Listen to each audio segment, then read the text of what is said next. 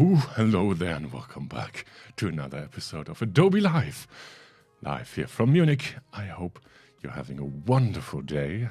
I certainly am, because just like yesterday and the day before, I get to talk about my favorite things in Photoshop, which today are forgotten filters. Yeah. Right. What do I mean by forgotten filters? Well, it's actually two things.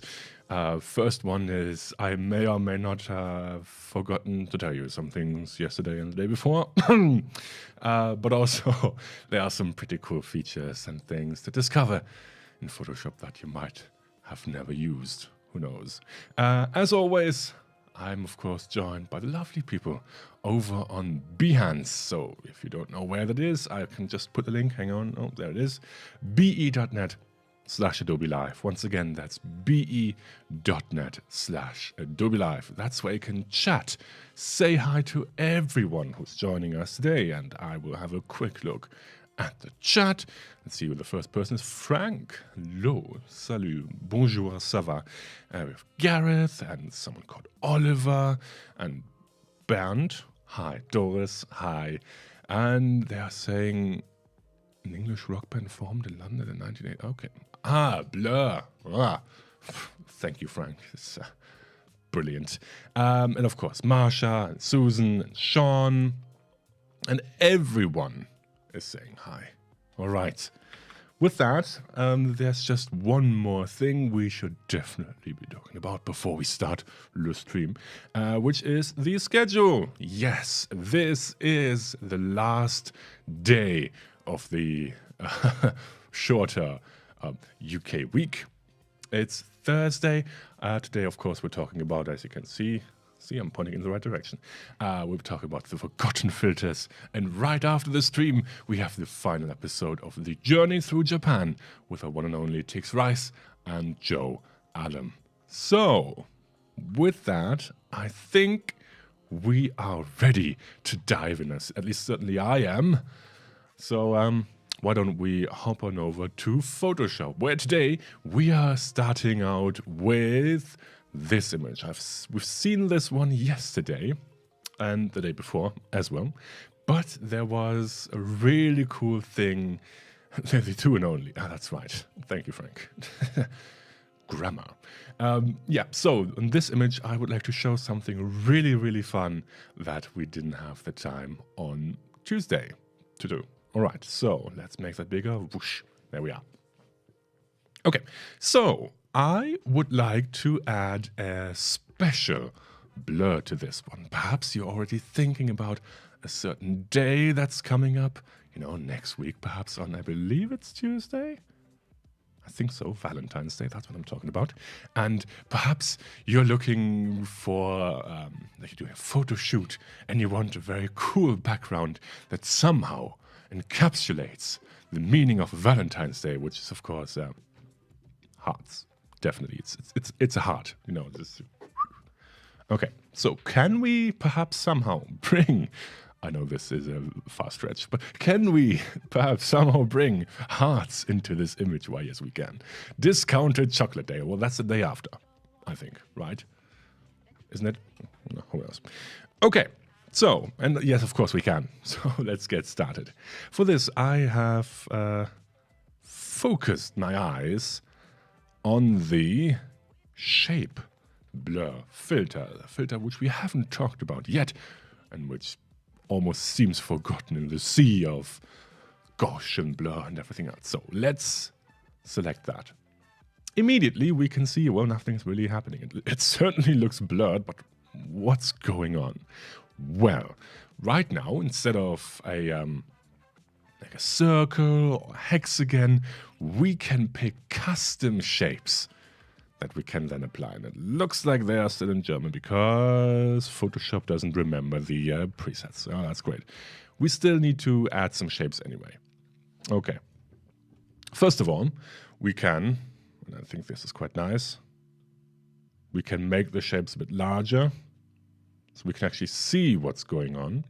And we can also append the default shapes. However, there are more shapes to be discovered. And unfortunately, we can't add them here. Instead, we need to go to the window for shapes. Open the shapes panel. Luckily, we can make this one larger. And you know what? I'm just gonna get rid of those and bring back the original ones. So, first of all, append default shapes. There they are. Now they're in English too. Fantastic. And we have the legacy shapes and more. Ooh, I like the sound of that. And in the legacy shapes and more, there just happens to be, I believe it's somewhere here. Ooh, lightbulb, we wouldn't want that. Might also be here. There's a heart somewhere. I think it's somewhere under basic shapes. We just need to find it. Emoticons. Ooh, that could also be fun. Landmarks, city, buildings, aircraft, vehicles, farm animals, aquatic animals, flying animals, insect, sea creatures, dinosaurs, chest building, signs. Maybe. Finding the heart. No. Objects. That looks right. That's good. Yes. Come on. No. Shapes. There we are. Found it. And there we have our hearts. Brilliant. All right. So let's apply them. Tim's looking for a heart. Follow the yellow brick stream. Okay. So once again, blur. Shape blur. Yes. And now we have added our favorite shapes. And just remind me where they were. It's under... no, not objects. Oh, I can't even minimize them. All right, under shapes and legacy default shapes. All right, got it. Shapes, shapes, shapes. There they are. And drum roll, please. Ah, isn't that amazing? We can, as you can see, indeed add some hearts to the background. Isn't that incredible? We can specify the radius to make them even bigger. And we know, I can just already imagine myself just being photoshopped in front of that one. It's incredible. If you, by the way, want to bring in even more detail into that, of course, nobody's stopping you from perhaps sharpening the elements first, or, and this is a pro tip, you can just paint something on. Perhaps you have made your very own confetti brush. If you don't know how to do that, it's really, really easy. You just take your regular brush tool. May I take one of the default ones? Or do I even have a...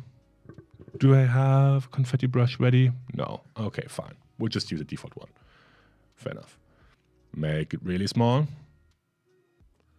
Go into the brush options.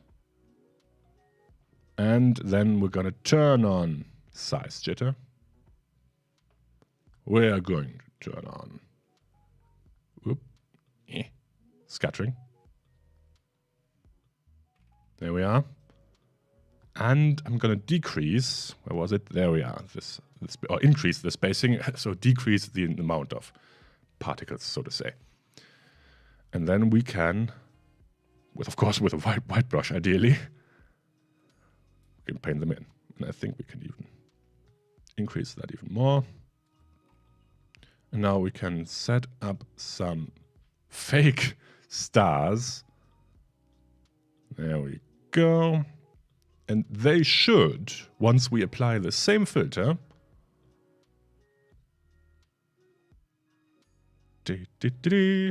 probably have to duplicate them sometime. They are very faint. I think I wouldn't have to make them bigger. But there they are. Just very faint. I think the confetti brush was a bit too small. Oh, well, not a problem, because we can also have a look at another filter which can perhaps help us with making white things larger. This is the so-called maximum and minimum filter. Those are there to help you make dark areas in your image bigger or light areas in your image bigger. Let's just say you have a whole bunch of, just gonna delete, no. Just going to delete that and draw in some white pixels. There we go. Let's say you are on a crash course and you have just painted some white pixels and you want to make them larger. Could you do that? Why, yes, we can. Other. Maximum. Oh, sorry. Well, that's not supposed to happen. Hang on, that's interesting.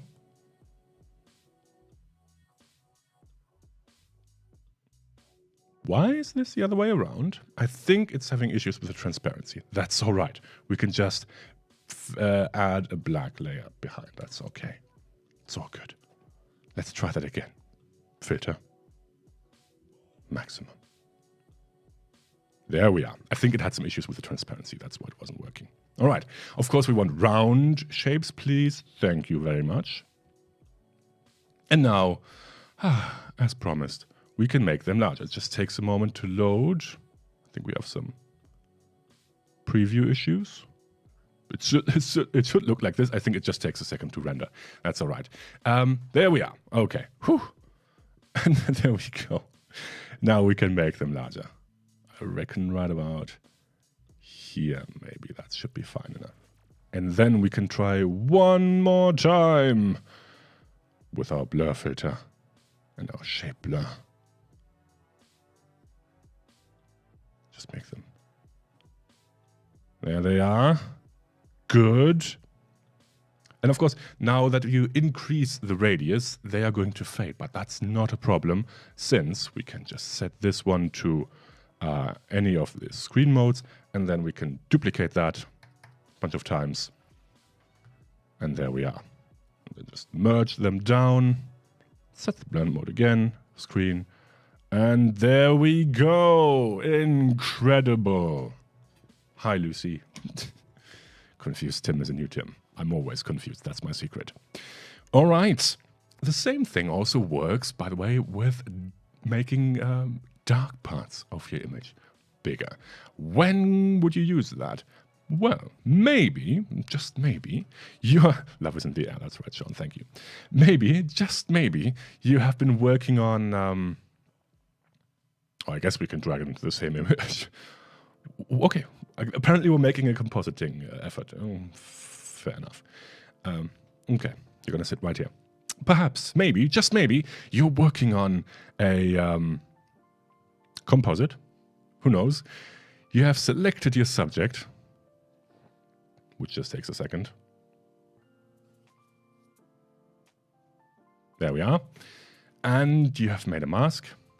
And now you want to decrease the edge. Just shrink that in, because maybe you have discovered, oh no, there's some background showing through. Can we perhaps shrink the mask just a bit? Yes, the minimum filter in this case is here to help. So let's try that again. Other, minimum.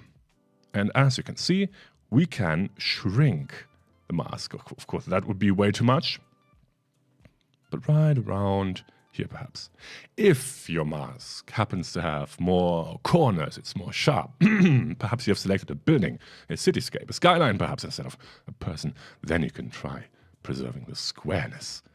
In this case, I don't think it would be a good idea. So why don't we stick to roundness? Brilliant. And bringing that back. Oh, that's better. Not perfect. But you know, we can just paint that out. Right. Okay, I think we just had a quick interruption. For some reason, YouTube doesn't like me today. That's all right. Okay, now on to the next one.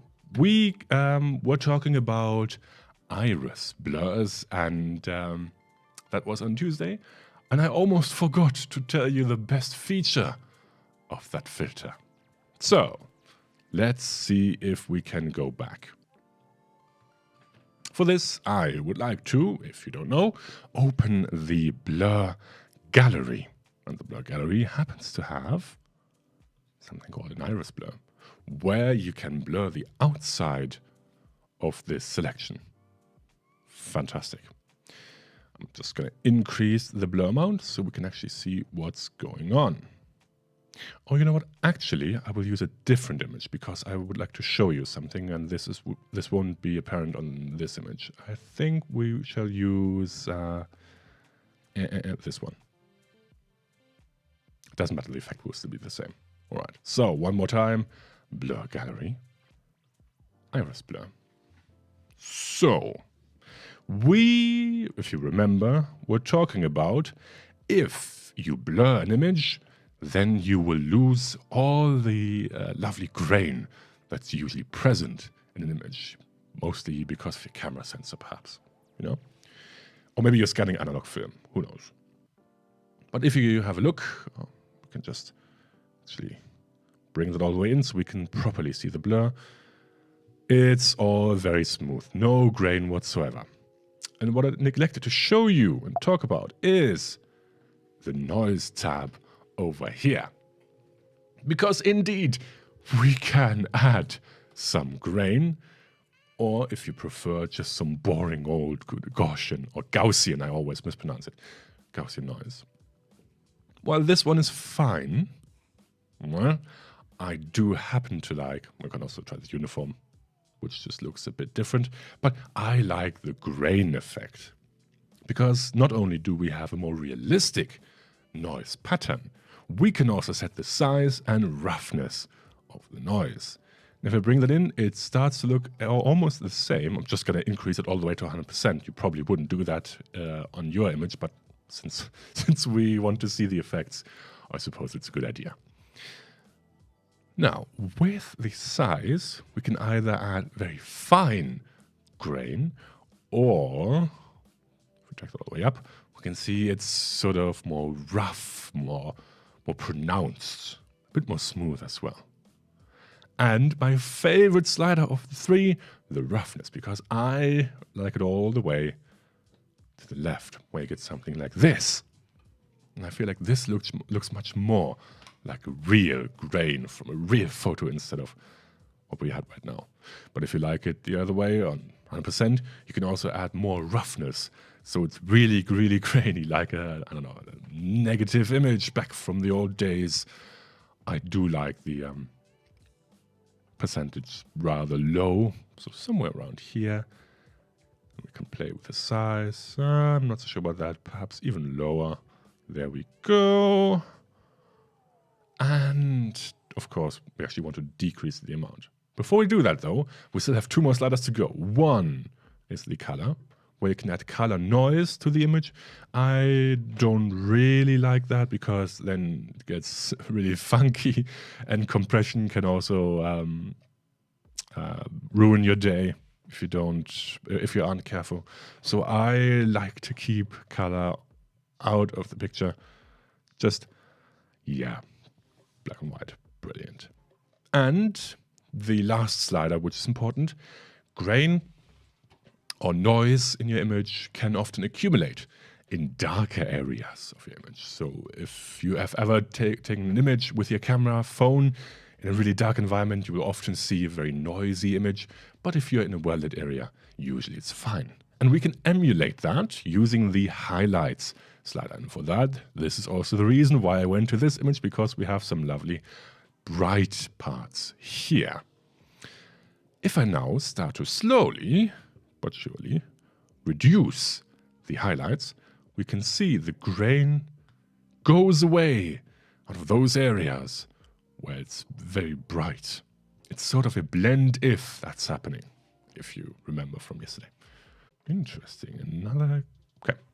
I don't think this would look natural, so let's keep it. Let's keep it here at perhaps around 60, 70%. And there we are. All right, I think that's great. You know what? Why don't we just rotate that to make sure the arm is in focus as well. There we go. Fantastic. Click OK. And we're done. Yes. All right. Now, what if you have applied a filter and you want to dial that back but it's a destructive one. So, for example, let's say we have applied the, I don't know, sharpen. Yeah, sure. Why not? So, unsharp mask. We're really going to overdo this because we can. You say, yes. Ah, perfect. But you suddenly realize, oh no, that was way too much. Can we, look at the noise. Of course, it was way too much.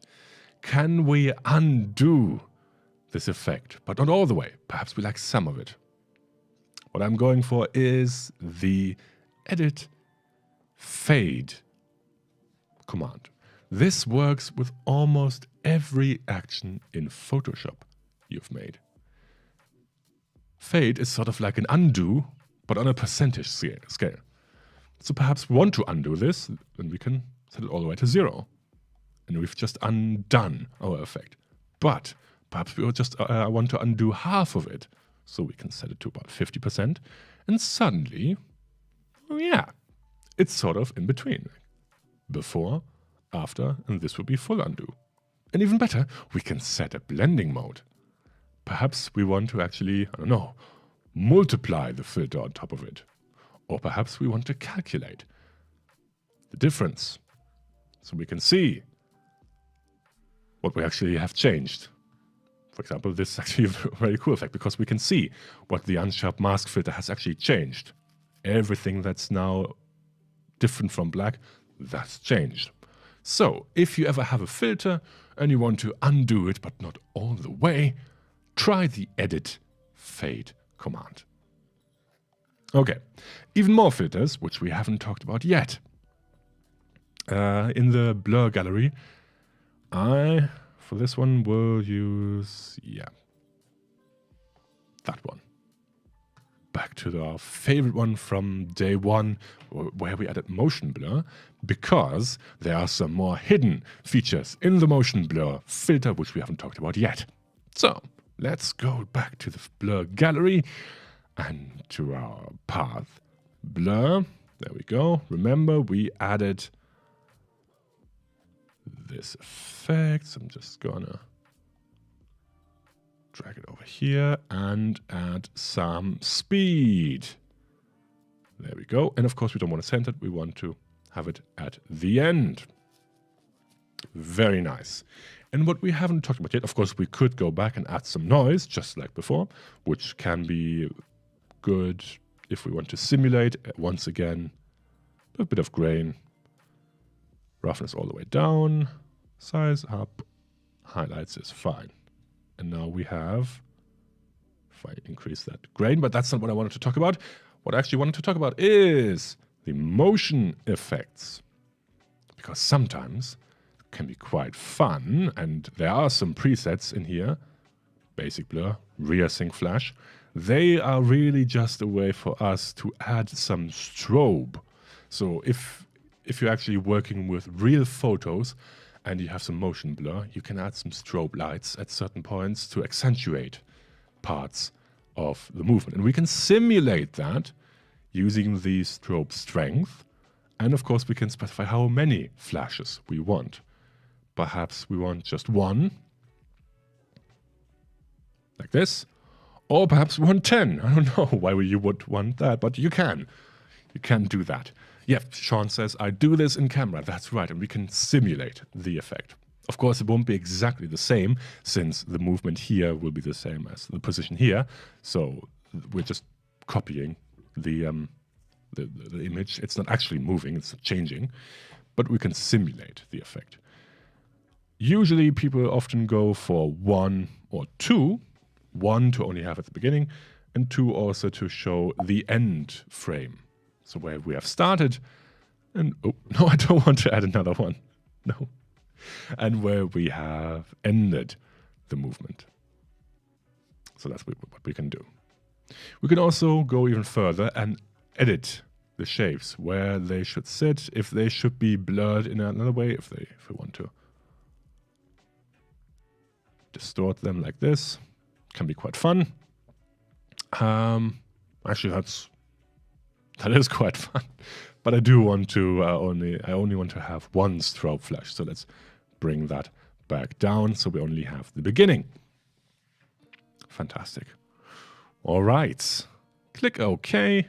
Ooh, of course, no. High quality. Very important. This takes a second longer to render, but it will be worth it. I don't know. And waiting for Photoshop.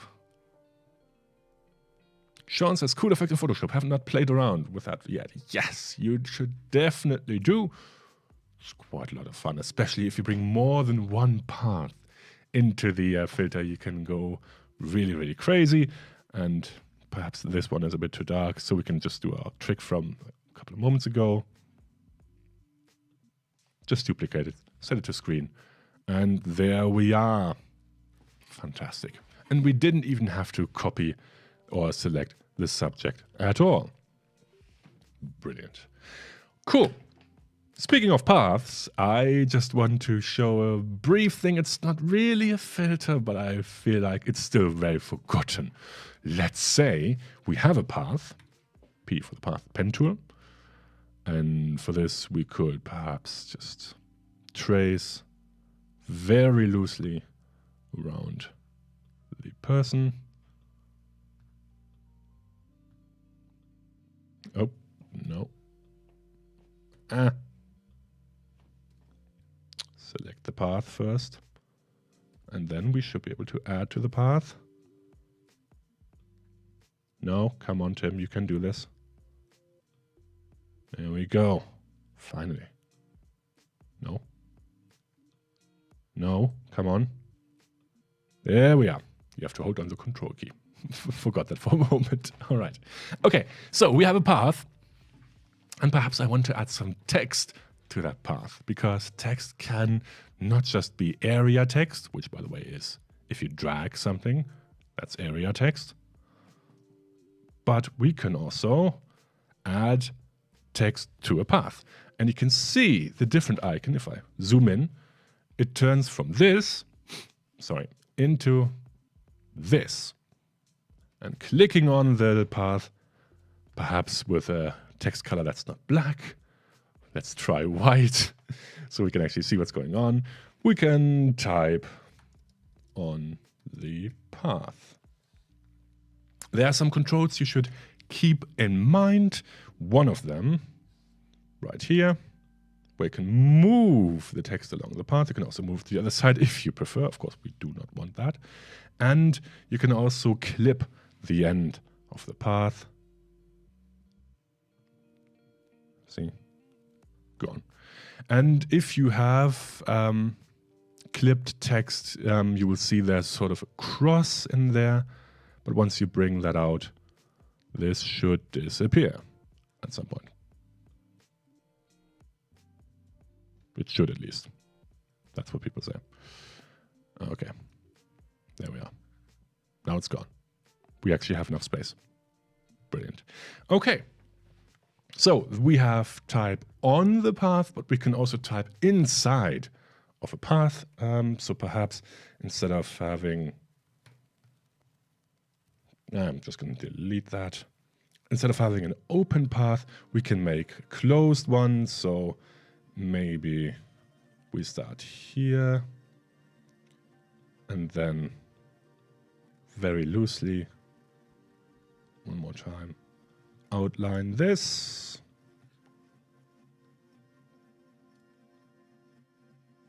And right around there. Excuse me. And now, one more time, instead of clicking here with the text tool, we can click inside and add some text. This is, of course, way too big. We would use smaller text and probably left a line or two. But now we can indeed type inside of a path, of a shape. There we are.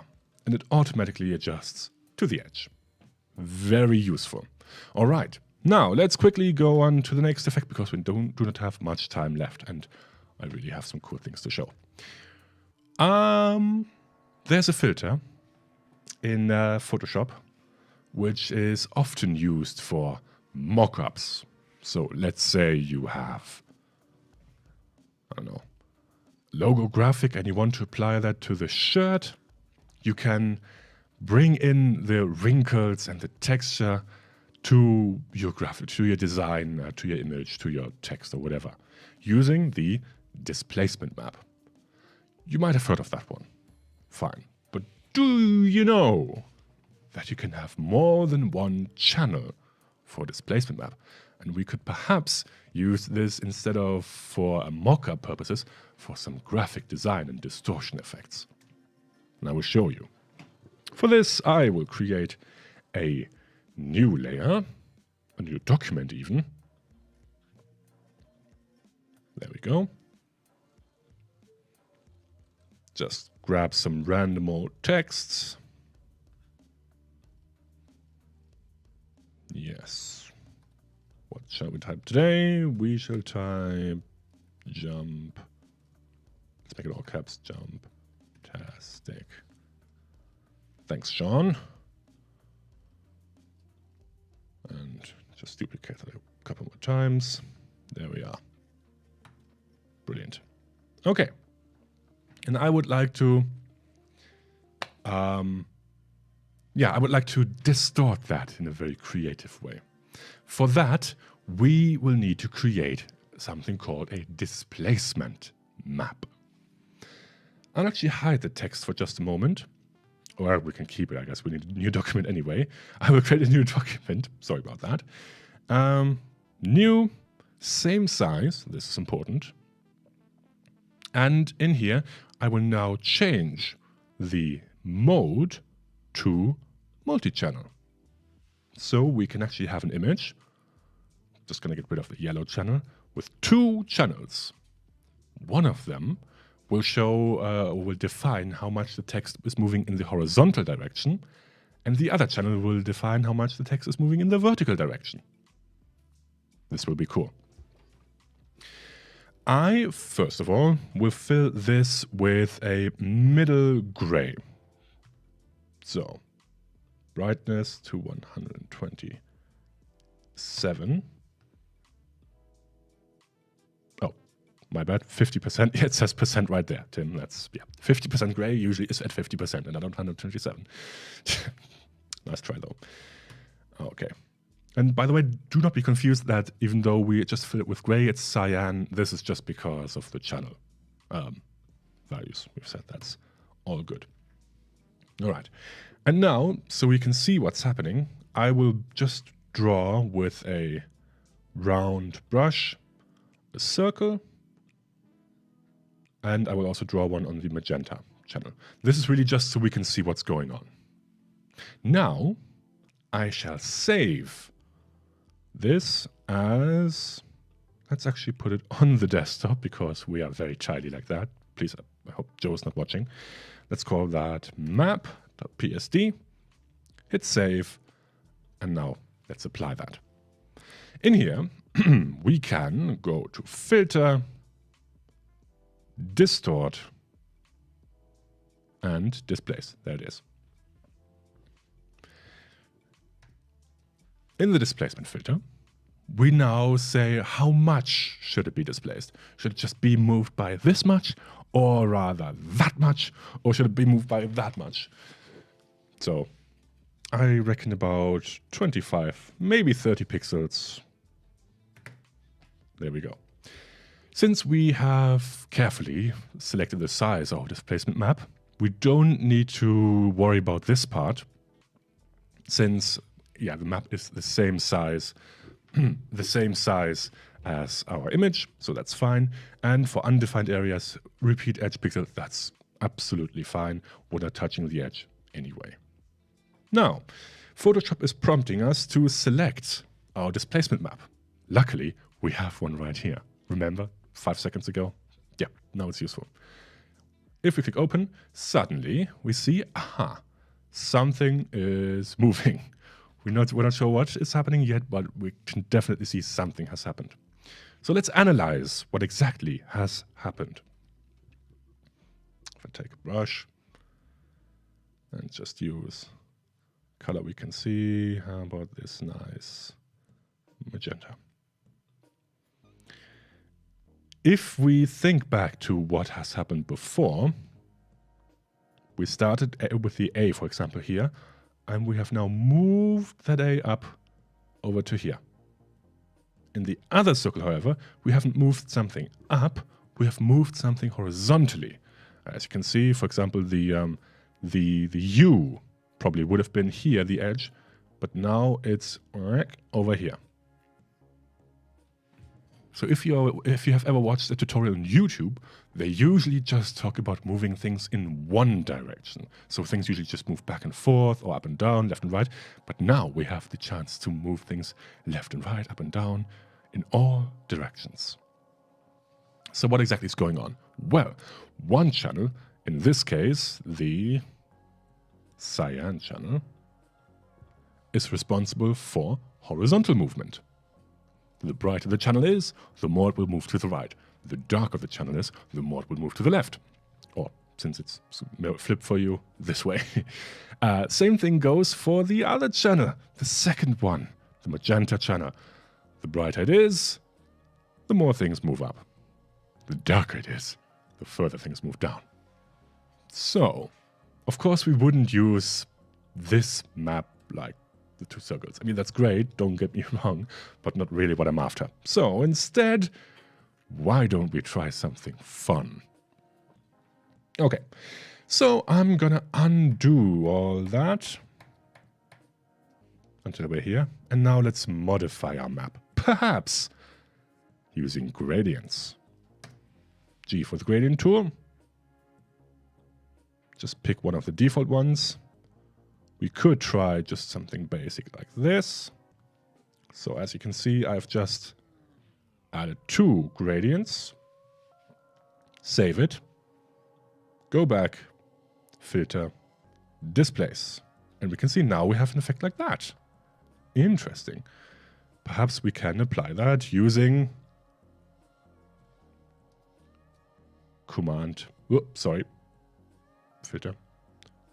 filter. Control, Command, and F. We can apply that again quickly. Interesting, right? Maybe we can try even more crazy gradients, because this was quite tame. How about something like this and like that. Save.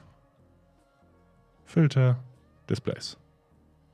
Interesting. All right, perhaps I don't like the seam in the center. Maybe not. Okay, let's try a different gradient. Perhaps this one. And then let's put that one here. Save one more time. Filter, displace. Well, that's fun. Huh. Okay, how about this? Why don't we apply the filter, or first we copy, then apply, copy, then apply, copy, apply, copy, apply, and so on, and see where we get with that. We could, of course, set this as an action. Would make it much easier. And then, once we have done that, perhaps we could set the opacity down. Well, that could be fun. Or maybe even play with the blend modes. We could try one thing. We could fill this one with white. Then duplicate, F, duplicate, F, duplicate, F, duplicate, F. Now we could perhaps... Now I'm really just playing around, if you excuse me.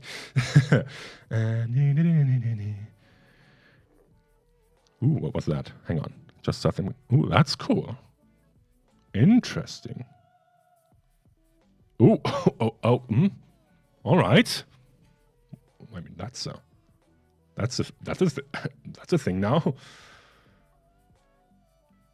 Okay, I'm gonna stop now.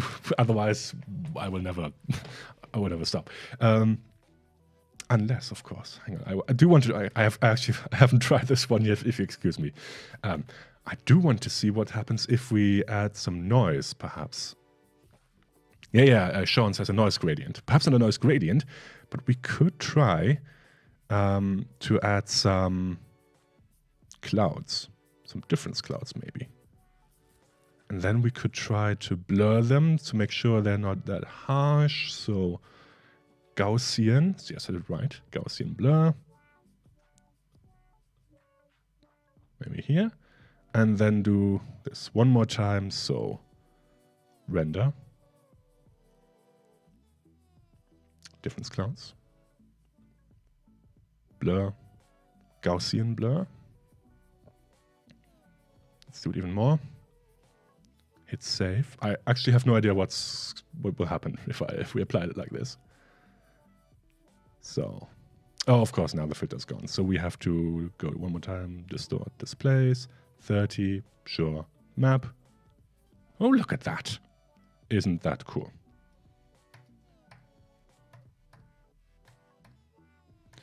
And of course, if you perhaps displace it only by 1 or 2 pixels, you can almost create some sort of ink, some running ink effect, perhaps.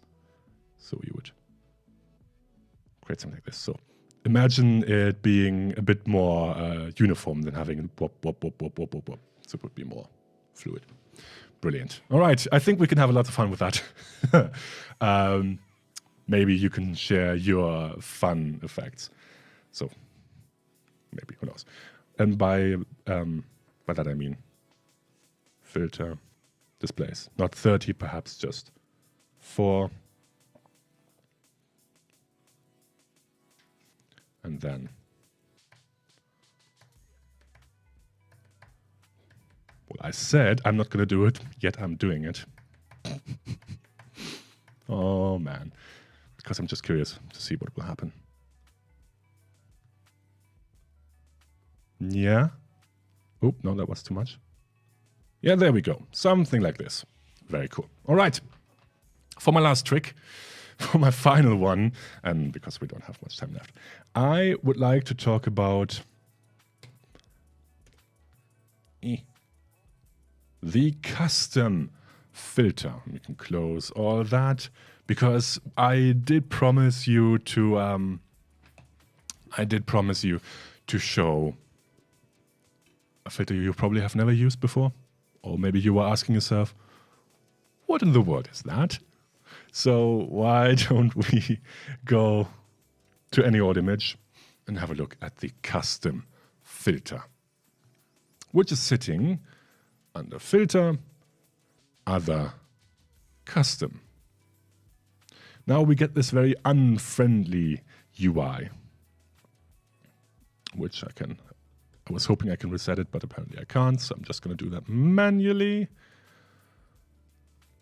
Or I guess I could load a preset. Oh well. And 1. There we are, back to normal. All right, so what is this filter all about? Well, this filter, imagine, hang on, I'm just going to make my camera big. Imagine you have a photo, and you can go pixel by pixel and apply a certain filter over that. And what I'm looking for is something called a convolution kernel. And I can actually show that to you, hopefully, on Wikipedia. There we are. We can apply something called a kernel to an effect, to an image, and by picking certain values, we can achieve different effects. So, for example, we can sharpen the image. We can box blur it. We can simulate Gaussian blur. So yeah, using this filter, we can just type in those numbers. 1, 2, 1, 2, 4, 2, 1, 2, 1. Set a scale. And then we can make our very own custom filters. So let's see that in action. Photoshop. Right now, Photoshop is just going through every pixel, multiplying that by 1 and dividing it by 1. So nothing is really happening. But maybe we can take the current pixel we're on and add the one next to it.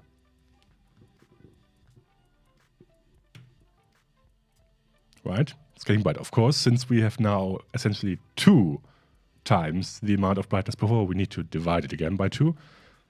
So now we have, even though you probably can't see it, we have the tiniest amount of motion blur. If I can actually make a whole line and divide that by 5, we should see. Yeah, it's very subtle. You can see before and after. We have the tiniest amount of motion blur. But where it gets interesting is if we perhaps, instead of having positive numbers, we can also add negative numbers. So back to scale 1, we can actually subtract the next pixel. And suddenly we have something called edge detection.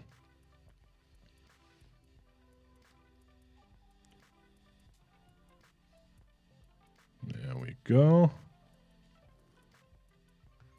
And 4. Yeah, there we are. Edge detection. Fantastic. Or we can perhaps use, if we just copy the one from Wikipedia, -1. There you go. Then you can have edge detection. So you can create, in a word, your very own custom filters. Granted, this might not be as useful to regular editing, everyday editing, but if you are perhaps using Photoshop for image analysis, which does happen, then this filter is very much the one for you. And if you're not feeling inspired, just Google for kernel and image processing, and you will find exactly the numbers you can type in to achieve those effects. And you can read about more, like see what's going on, but that's not interesting for us. Instead, I think we have time for one very, very, very final effect. And then we are done for the day, or at least for the stream. And for this, I will just quickly simulate something using the curves filter. I will just add a quick color cast to this image.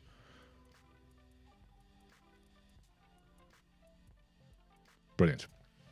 So pretend we have this image and we would like to fix this green color cast.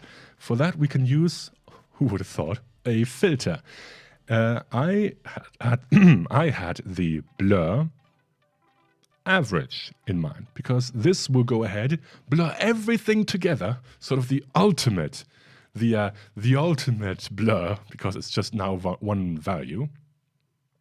But since we now have the average color of the image, we can use Command or Control-I to invert that into a more lilac color, and then perhaps use something like overlay or soft light, or we can also try with color and then reduce that. And this will allow us to go to sort of balance out. Ultimate Blur sounds like the Greatest Hits album. Yes, the ultimate blur. Oh well. Where was I? Ah, yes, okay. We can sort of balance out the color cast. And if we feel like that's not enough, we can either just duplicate that, or of course we can go to our hue and saturation and we can play around with that to a point where, yes, I think we're somewhere there. No, that's too much. Yeah, right around here. So before and after. And with that, we have 1 minute left, so thank you very much for joining us, or for joining me, rather. It's just me.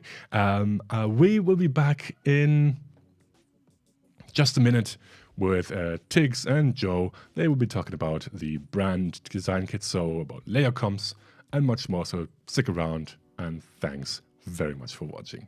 See you soon. Bye.